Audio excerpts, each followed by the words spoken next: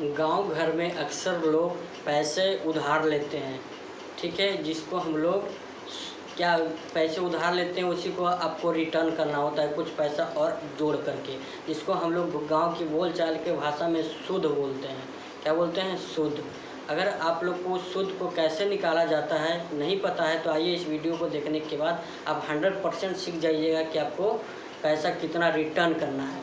चलिए, प्रश्न दिया हुआ है कि मूलधन आपके पास जो है 2000 रुपया है। मूलधन क्या है? जो आप पैसा किसी से उधार लिए वो आपका मूलधन कहलाता है। समय आप अगर मान के चलिए वो पैसा आप उससे 2 साल के लिए लेते हैं, 2 वर्ष के लेते हैं, और कितना लेते हैं? दर 5%, यानी कि 100 रुपया पे आप 5 रुपया उसको क्या देते हैं?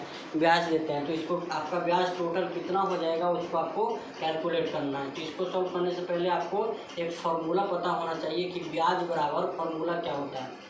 ब्याज बराबर आपका फार्मूला होता है मूलधन गुने समय गुने दर बटा में 100।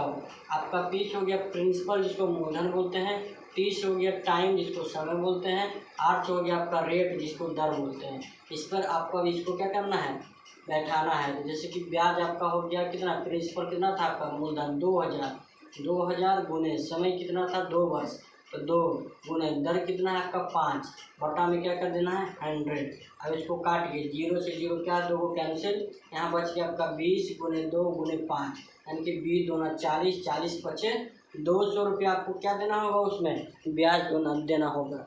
अब आपको टोटल पैसा कितना देना होगा उसको मिश्रधन आप निकाल सकते हैं। क्या आप जैसे कुछ से आप 2000 रुपया लिए तो प्लस में आपको 200 एक्स्ट्रा देना होगा, यानी कि आपका हो जाता है मिश्रधन बराबर मूलधन प्लस में आपका हो जाता है ब्याज। यानी कि आप मूलधन उससे लिए थे 2000 और बाकी आप ब्याज उसका आपका बन गया 200 रुपया, तो टोटल आपका हो गया 2200 रुपया आपको रिटर्न करना पड़ेगा।